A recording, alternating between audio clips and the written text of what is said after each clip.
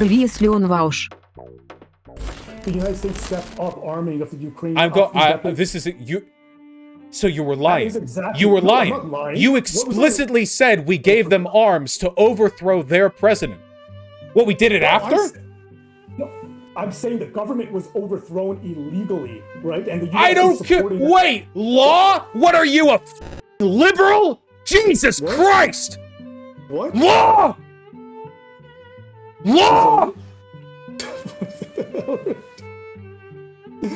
All right, Vaush. Where? What armaments? The U.S. has armed Ukraine. No shit! Good! I hope we give them nukes. They shouldn't have taken them away. I don't care.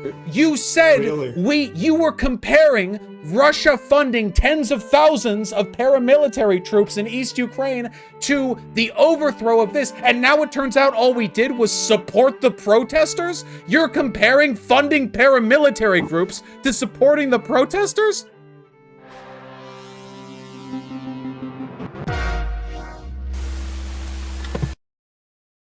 Hi. Good evening. Hello, can you hear me okay? Yeah, I can hear you just fine. How are you doing? I'm okay. I'm using the app this time, so hopefully the background noises aren't there. You have no idea how much better you sound. Thank you. Okay, terrific. Yeah, so when last we interacted, I emphatically inquired as to whether or not you were a liberal, and then I hung up. So that was a good conversation. And now we're talking again. Yeah, I heard you got a lot of memes out of that. Apparently it's all the rage on Reddit. Well, you know, yeah, well, you know, it's energetic. People like that. I have to say, the events of the past week and a half have further inclined me towards the positions that I held in our conversation. Well, yeah, I have to do a mea culpa. First of all, I was not predicting this at all. I mean, I thought at most he was going to take eastern Ukraine after recognizing Donbas the way he took Crimea, but I was not predicting a full-scale invasion. And yeah, I stand corrected there. I was wrong about that. So I'm willing to admit that. Oh, well, I appreciate that. Yeah.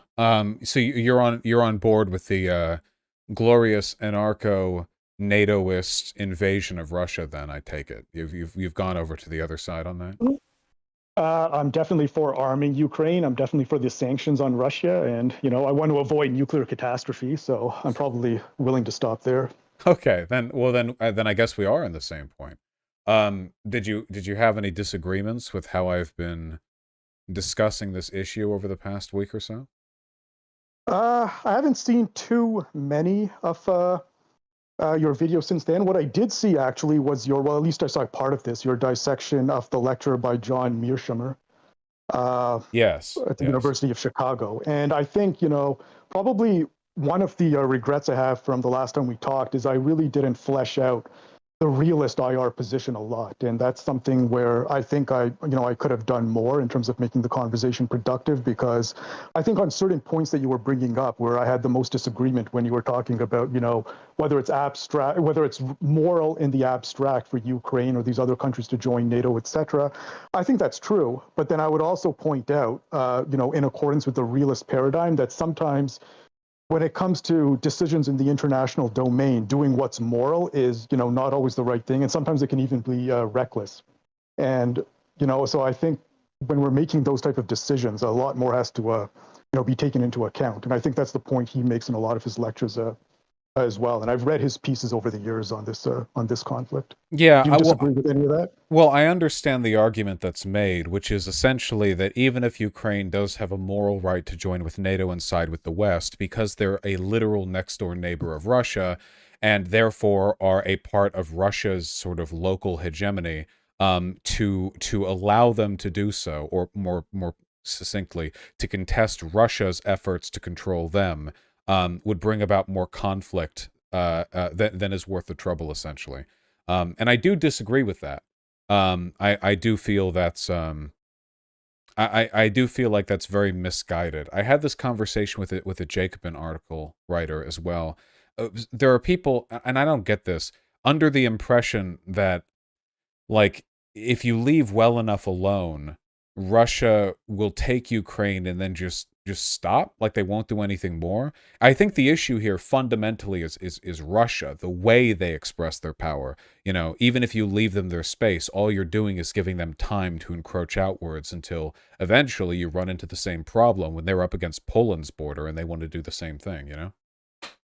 Okay. Yeah. So to that, I guess the disagreement I would have there, and you can tell me what you think of this. I mean, there's the issue of imperial overstretch. Now, assuming Putin hasn't gone completely insane, whatever you can say about him, I think for a while at least he was a rational statesman. I mean, he was a child of the Cold War. Obviously, he was in the KGB. He saw the Soviet Union dissolve.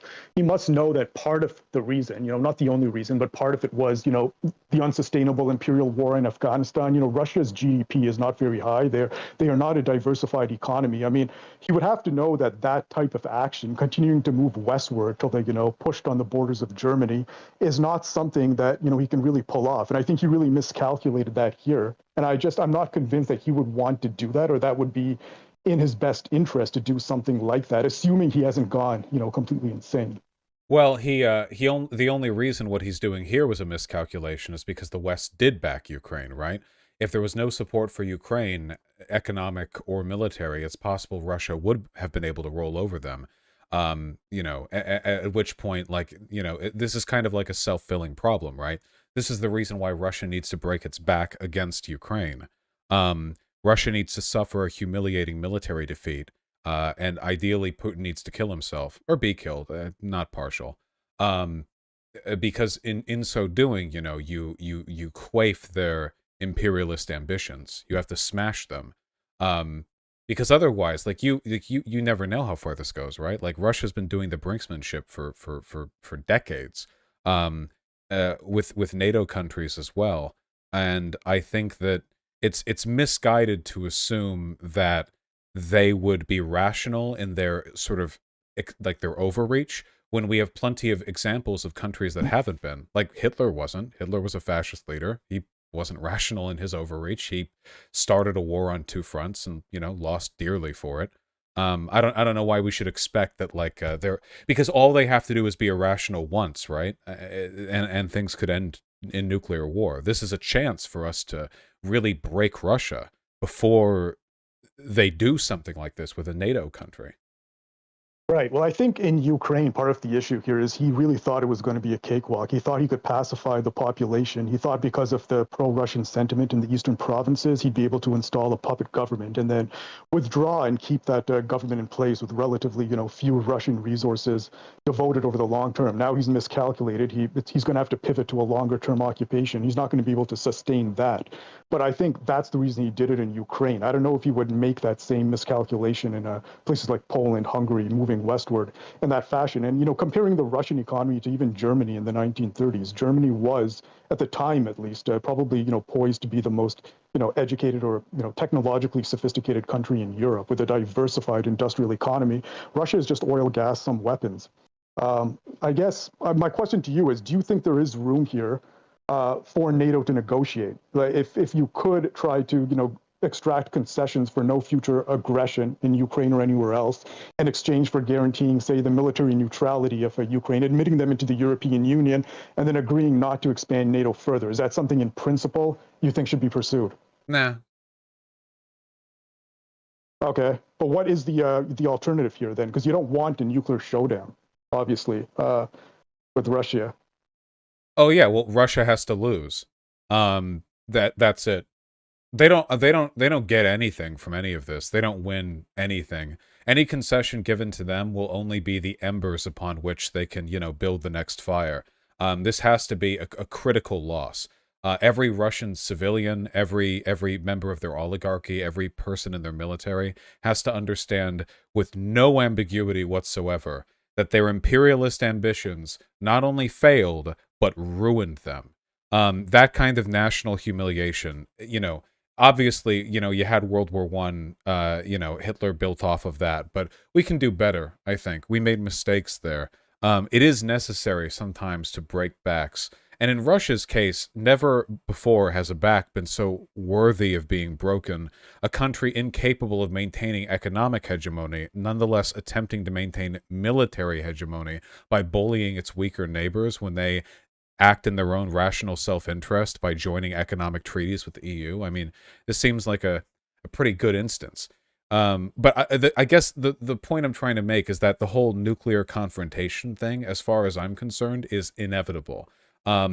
It happens now, it happens in 20 years. The only real difference is how bloodthirsty is the population of Russia, their oligarchs, you know, how their nationalist sentiment, how much is there when that happens, you know? If it stops right here, if this is where they lose, if this is where Putin loses, maybe we get a better world out of it. But if they take Ukraine, you know, if they learn like, oh yeah, you know, the West will back off, the West will retreat, we can take territory, we can rebuild the empire, that confidence mounts. And that, I think, is much scarier in the future in terms of facing down the prospect of nuclear Armageddon. Yeah, I agree that they definitely have to lose in Ukraine. And at this point, based on what he's done, I mean, I don't think there's any he is going to lose. I mean, what happens to his rule? That's going to partially depend on the Russian population. And, you know, I'm delighted that there's more protests domestically in Russia than I thought there would be when it began. So that's I think that will be probably what breaks the will, at least of the Russian military or, you know, the political class to continue. So that's certainly a good thing. Yeah, I'd agree. Yeah, you know, and hopefully Putin dies or gets ousted or whatever else, and I mean, I'd like it if it was a democracy, but realistically speaking, hopefully they put some other oligarch in charge, you know, somebody who's a little bit more, let's say, business-minded than Putin is, you know. Not a fascist, not an imperialist, just a good old-fashioned multi-billionaire, you know, a leech off the Russian people, something like that. That can be worked with, you know. Somebody like that can build up trade relations. It's not ideal. I want a democracy, but that seems more realistic, and it's certainly better than what Putin is. Okay, so if you don't mind, I just wanted to ask you a question based on your position regarding NATO expansion in the form of a hypothetical. Is that all right?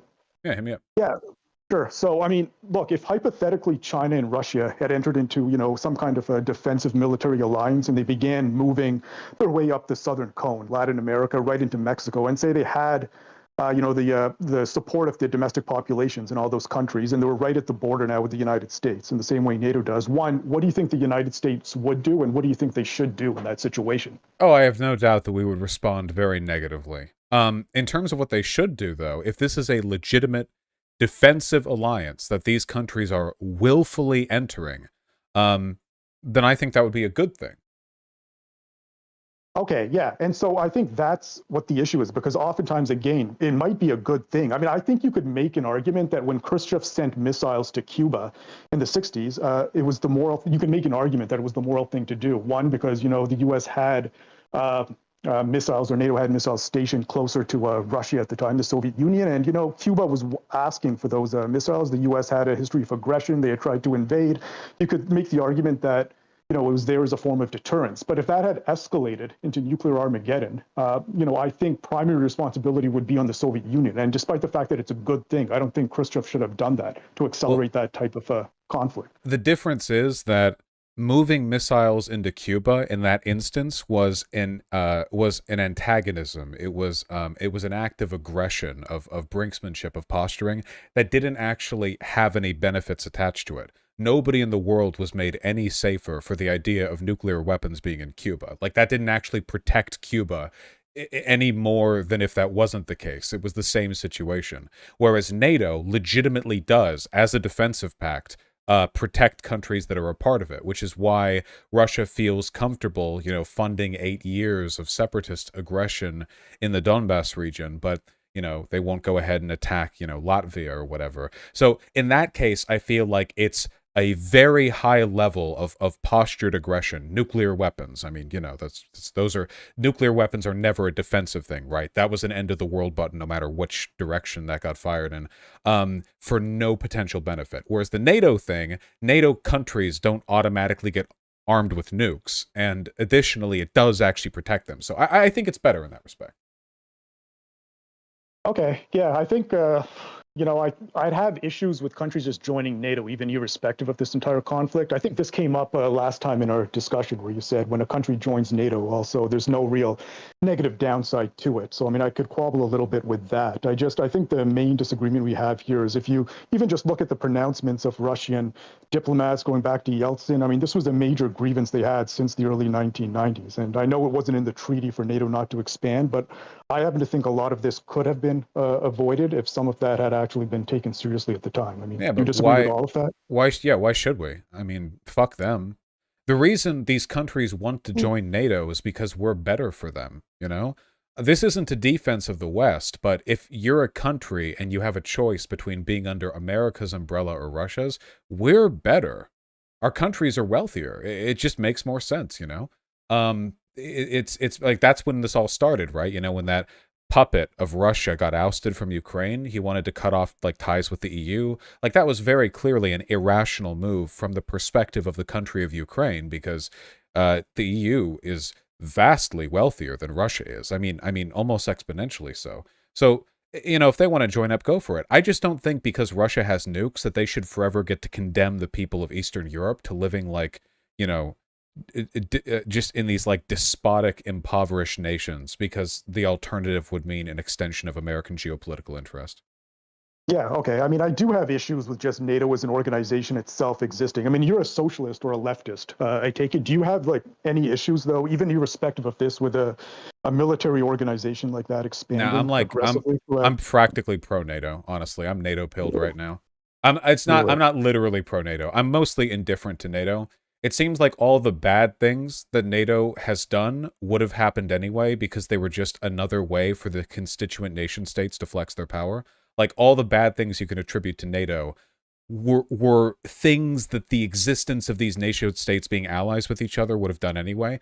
But NATO has allowed for legitimately good things, like protecting countries in Eastern Europe against Russia. So now there's a lot of like nuance to that or whatever. But yeah, like at the moment, I just don't think it's that big of a deal. Like NATO isn't even really how we do imperialism anymore, right? Like countries only join NATO if they already want to. The only reason countries would want to join NATO is if A, they wanted to be protected from Russian aggression, and B, they were in our economic hegemonic bloc. But that's not really militaristic imperialism, that's neo-imperialism. These countries have to be economically in line with us first. Right, but one issue I have, and I wanted to mention this last time, but it was just what was going on. Oftentimes, when a country joins NATO, it's not just that they're now in a defensive alliance. There's usually agreements they have to sign, and they have to commit to, first of all, upgrading their military capacity. Now, for smaller, less wealthy countries, this usually means committing to importing a large amount of military hardware, equipment, ammunition, weaponry from the wealthier countries. It's good for the arms exporters and the defense contractors. One reason why they've pushed so aggressively for NATO expansion since the early 1990s. But then these smaller, less wealthy countries now have to devote a larger share of their national income away from things like social welfare, infrastructural upgrades, development towards military spending. I mean, in economics, it's referred to as the guns and butter dilemma, meaning that, unless you're the United States with a reserve currency, the more you spend on one, the less you have available for other domestic items. So, I mean, that I think is a problem. Leftists Sure, but also they need to choose to, contend with, right? right?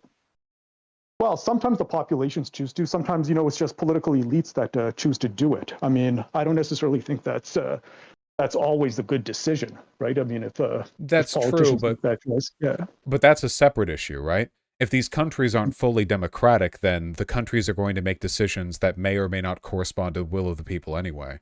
But regardless of whatever decision-making processes they have, the NATO thing, the decision, the treaty, that's not coerced. It's not something forced upon them. It's a choice they make. It's not like the Warsaw Pact, right? I mean, the Soviet Union had to force those countries into it. But in our case, like they chose to join up with us.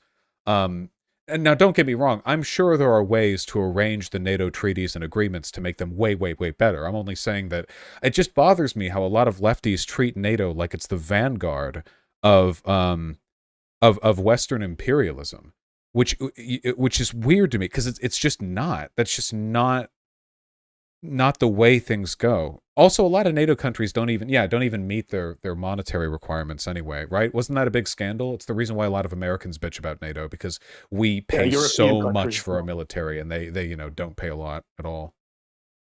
Right, right. I mean, I don't know. It depends how people are defining imperialism here. It's just, I think an organization that benefits a lot of domestic producers in certain NATO countries like the United States, et cetera. And, sometimes their aggressive expansion, can harm economically. I mean, harm smaller, less wealthy, less developed What countries do you like in mean Eastern Europe. aggressive expansion?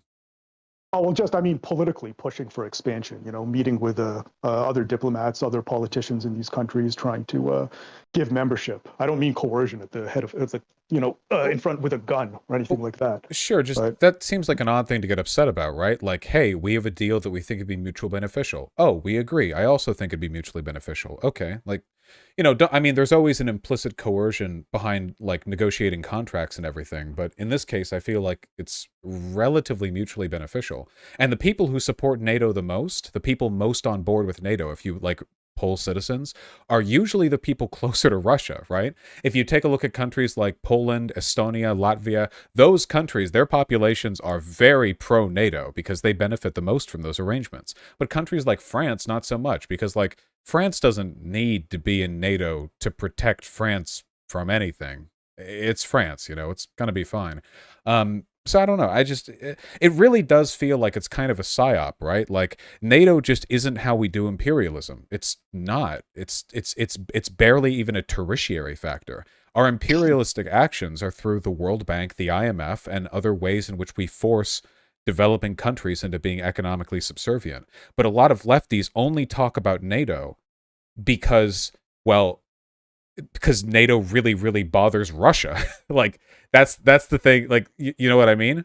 mhm. Yeah, they don't like it because that means fewer countries to bully. Yeah, I mean, I guess my issue is just has to do again with how it benefits the military producers and the diversion away from national income from these other potential sources towards military imports. Now, the only way you could justify that is if I thought it was legitimately deterring Russian aggression, and I think that's the area where we might have disagreement. So I guess I would ask you, let's say you could go back to the early 1990s. Let's say Russia never expanded beyond Germany, which is what they initially said would be the case. You think we'd still be in this position, or Russia would still have made these moves? Yeah, of course. Yeah, of course they would have. Russia's been bullying basically every neighbor they have that's not a part of NATO. Like all of them. Like every one of them, right? I mean, you've got like the Chechens, of course, but you also have Belarus as a puppet state. They sent people into Kazakhstan. They invaded Georgia. They've been fucking with Ukraine for ages. Yeah, like all of their adjacent countries, like every one of them, except for the ones in NATO, Estonia, Latvia, Lithuania, and Finland, but, special case, ghost snipers in the snow, um, have remained safe. So it seems like, yeah, right? I mean, they don't want nuclear war, or at least it makes them a much, much, much, much stronger target. Um, so yeah, I'm glad that we moved NATO eastward. I wish we'd moved it more aggressively. I wish we'd pushed for NATO expansionism more back during the Yeltsin days, because he was he was more amicable towards it. So by the time Putin came in charge, there was nothing left for him to do. I think that would have been a lot better for the people in Eastern Europe.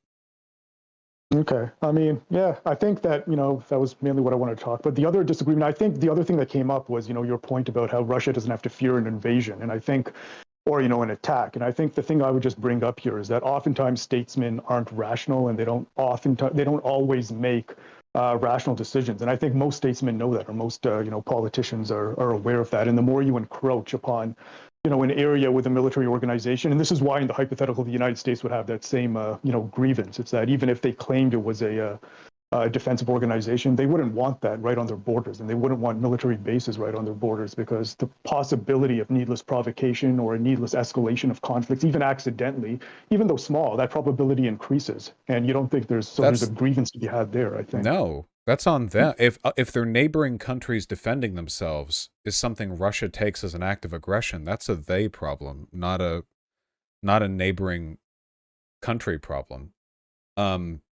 No, NATO would never attack Russia, ever.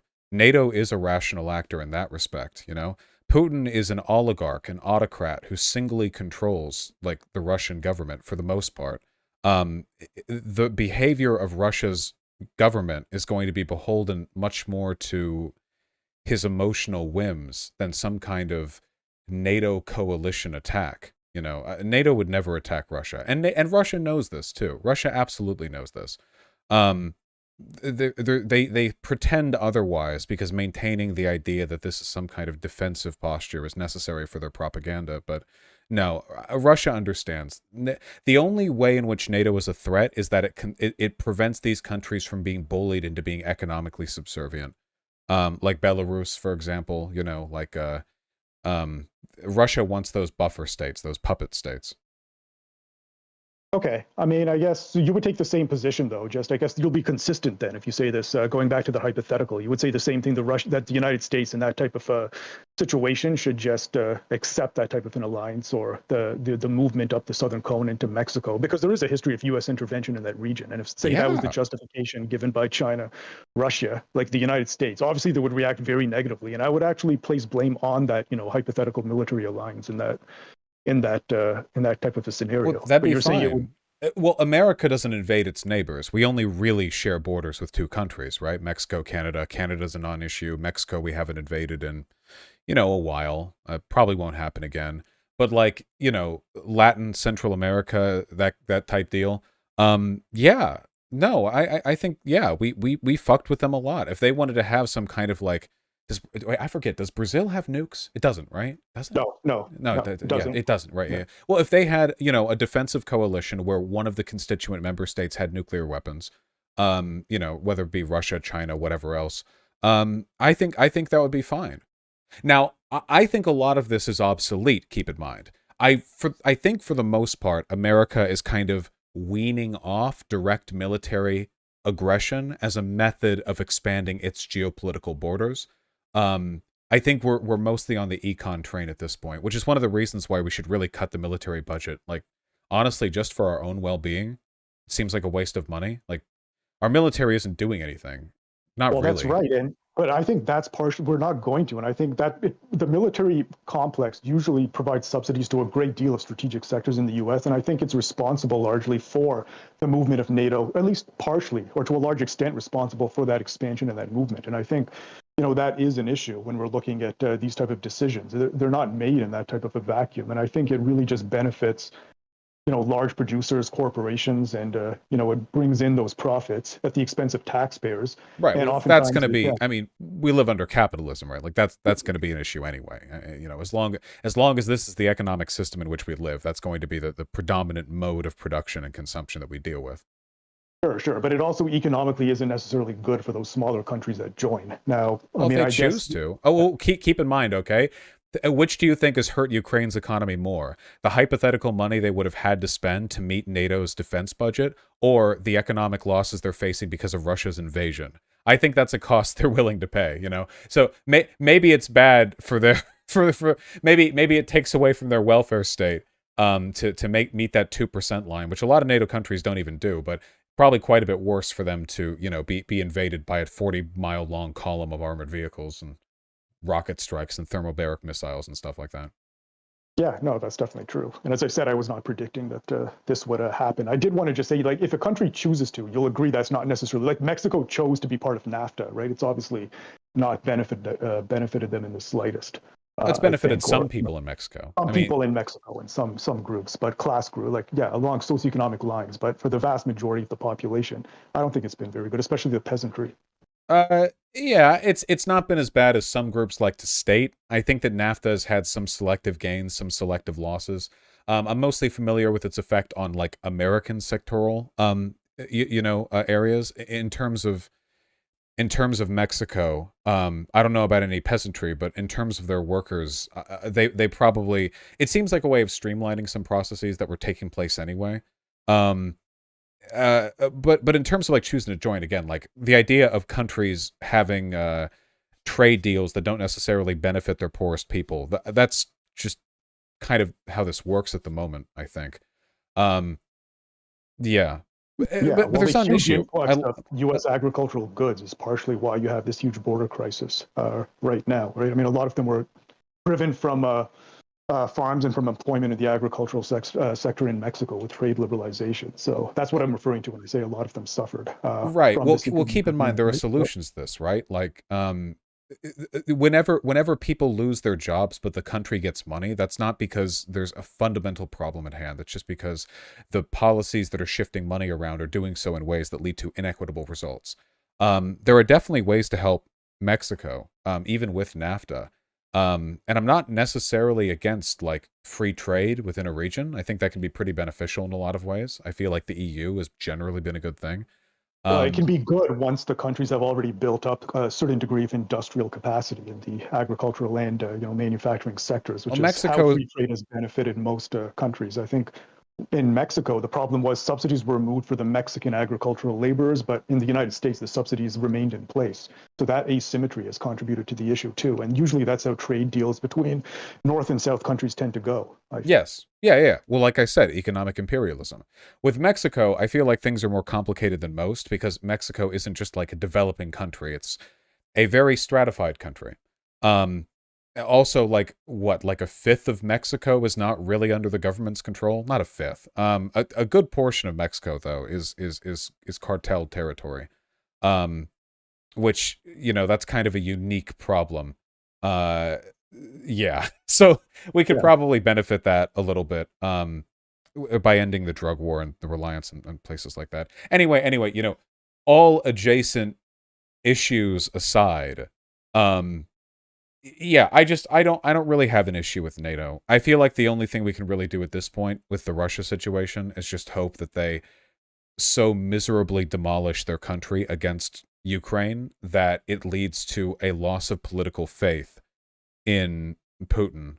And then moving forward from that, they have to like play ball with us, they have to dust off, they have to go, okay, sure, we'll do imperialism, but we'll do it the Western way. We'll strong arm these countries into unfavorable trade deals. Now that's not good, mind you, but it's better than nuclear war. Yeah. Okay, definitely. I mean, I'm not going to argue about what I think the solution to the Ukraine conflict now should be that they've invaded. I mean, it's obviously, yeah, as I said, I wasn't expecting it. Lawless criminal aggression, and yeah, hopefully whatever can be done to defeat them there, I'm in favor of, short of committing Western NATO troops and escalating a nuclear conflict. I think, usually I didn't mention this last time, but my IR work, I think there's a lot of problems with the IR realist paradigm that people like Mearsheimer subscribe to. And when it comes to domestic politics, I tend to be a critical political economist and even a Marxist in that sense. But I think they make good points when it comes to the international domain. And so I guess maybe the main disagreement we've had, and I should have articulated this more, was just a fundamental difference in paradigms we're using to, I guess, examine, those decisions. Yeah, I guess I don't know. It seems like, okay, are you familiar with a term called structural functionalism? That's a sociological term, right? Yeah, I haven't, like everything in a system is in a sense related or, structurally connected in a way. Yeah, Is that what that and is?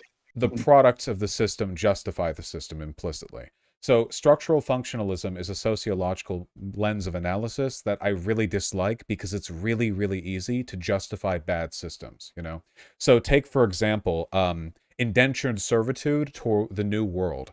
Well, some poor people in Europe really want to get a new life start over in the New World. They can't afford the boat trip, which is very expensive, so they decide to sell their labor, commit to 7 years of indentured servitude after they arrive in the New World, after which they're a free man. This serves the purpose of allowing people who don't have the economic resources to move to the New World do so anyway through free, a free contract that they can choose to sign into.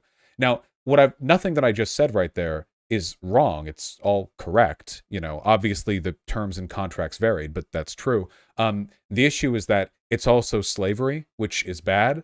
And by describing things through the function they serve, I'm kind of undercutting A, what they are in an ethical sense, and B, what alternatives there might be. A structural functionalist perspective of slavery might do something similar. The idea that, the economic circumstances and conditions lead to this, labor vacuum, which can be filled by slaves, which allowed the South to do this and that. But it's not really an ethical consideration. Realism in an IR sense reminds me a little bit of that, where it feels like people are building a paradigm, looking at systems that people have put into place, and then ignoring ethical considerations while trying to make the world bend to that model.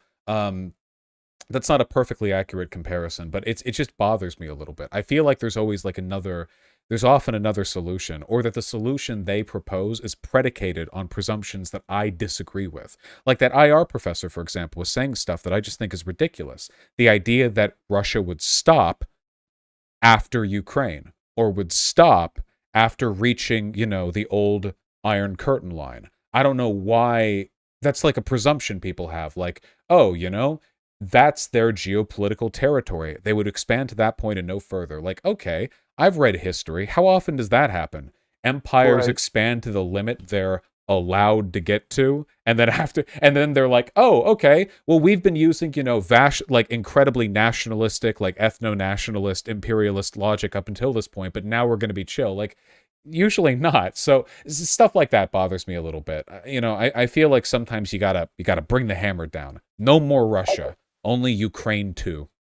Right. I think realists come from the usually assumption that actors tend to be rational to a large degree, and imperial overstretch. I think he mentioned that in that lecture as well, that Putin is, for all his faults, he probably knows what happened to the Soviet Union in Afghanistan, the US in Iraq, Israel in South Lebanon, etc. And that when rational statesmen see this, especially when their economies aren't very large and they don't have the resources to commit to unsustainable imperial expansion and ventures, that that alone can constrain them within a given sphere of influence. We And make that other irrational decisions all the time, right? America should not have Mhm. invaded Iraq. Like, that was not well planned, nor Afghanistan, nor Vietnam. We get in a lot of quagmires. Russia had their Afghanistan. If you look through history, like the idea, like rational actors, I don't know. People make these mistakes all the time. And the more jingoistic they are, the more likely they are to make those mistakes, right? Like the jingoism of Cold War opposition led to the culture which led us to have the draft for Vietnam. And it was the post 9/11 jingoism that led to, the Afghanistan and Iraq situations. Russia's highly jingoistic, more so than we are by far. They're all, glory of the Russian people, will rebuild the empire. They're way further way off to the right. So I think that clouds rationality substantially. Yeah, I do, and I think given a long enough stretch of time, the lessons obviously statesmen learn or people take in obviously dissipate, and they make mistakes again. I don't know if expanding the way you're describing it, if that's something that Putin would have done. I think he really just miscalculated. He thought the large ethnic Russians, or because of that component, would come to greet him in Ukraine, and he would be able to do what he wanted to do seamlessly and then withdraw. And he miscalculated. Now he's in a bit of a I'd consider quagmire. that pretty irrational, right? Yeah, I mean, I guess so. Yeah. I mean, but it's irrational in a sense, but it's also rational from his standpoint. If you looked at, if he was emboldened by his quick victories in Crimea and Chechnya and other places, the bombing of Syria, then he probably thought he could do this here too quickly, and he made a mistake in terms of the resolve of the Ukrainians. Well, that's the worry, right? You Mhm. get confident. This is exactly what I mean. You have to break their backs. That's exactly what I mean. They get confident. Oh, we were able to roll through this country and that country, and nobody's stopping us. Okay, whatever, Let's keep on moving westward until eventually they run up against the NATO border, or if not NATO, then a country with nuclear weapons that will defend itself. And they think, oh, they wouldn't.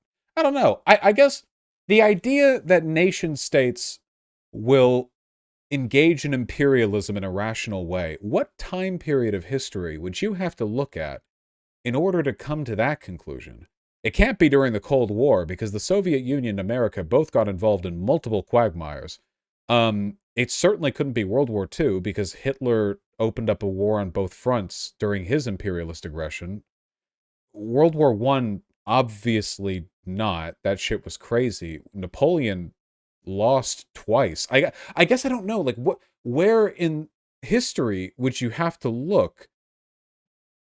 It feels like it's always irrational. That oftentimes we comfort ourselves by believing that our leaders are rational and sensible people, but they're not. They're often high on their own propaganda, delusionally powerful, and Well, they act poorly.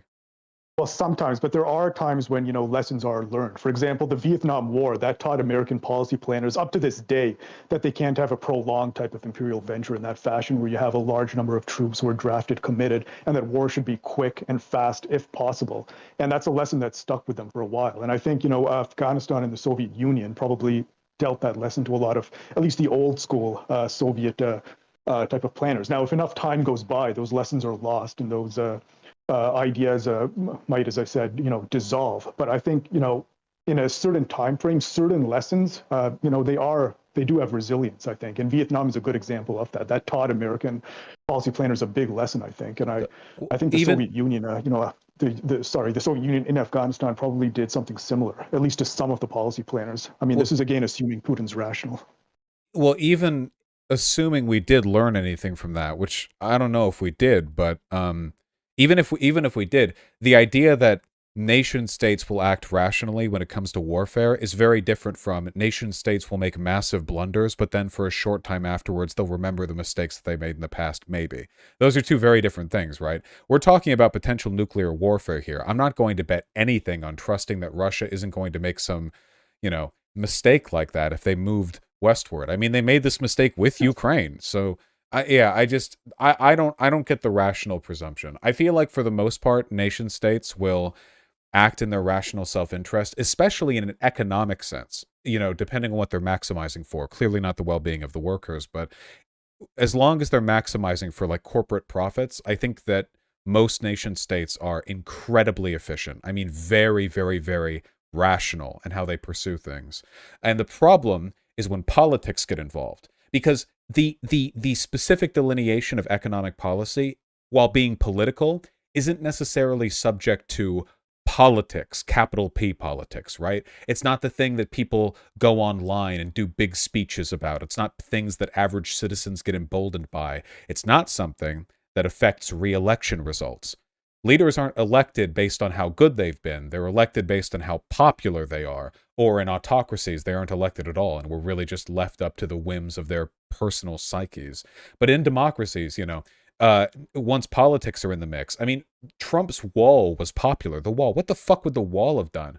Nothing. But they were so obsessed over it, yeah. So when politics get involved, and there's nothing more political than warfare, because warfare, more than anything else, requires the commitment of a nation. So it seems to me like this is an avenue where the rationality of a nation state is most compromised, where you should expect the least rationality. Okay, yeah, it's fair enough. I guess I've cleared up what I wanted to clear up. I wanted to clear up, I'm also not a liberal. I do believe in popular revolutions. No, I didn't really think you were a liberal. I apologize for the hasty and spurious accusation. I actually appreciate you coming on. It's been a pleasant convo. I have to go. I didn't expect my stream to go on this long. I really do appreciate you coming on, though. No, thank you very much for having me on again. It was a much more civil and pleasant this time, so I appreciate that as well. Yeah, it's been known to happen sometimes. You take care. Thank you. And your voice really does sound much better through the Discord app. Okay. You'll probably listen back at some point, but the difference is remarkable. Okay, terrific. Thank you. Thank you. I love you. Thanks, man. There you go, chat. That one was for you. Okay, that was good. I expected there to be like a big battle, but that was a good convo. So hopefully I laid out some of the reasons why I think some of this stuff. I'm gonna commit, by the way, to the anarcho-NATOism arc for a bit because it's funny and I like it when people get mad at me on Twitter. So we'll be doing that for a bit. There's more mimetic potential than anarcho-sanctionism, I think.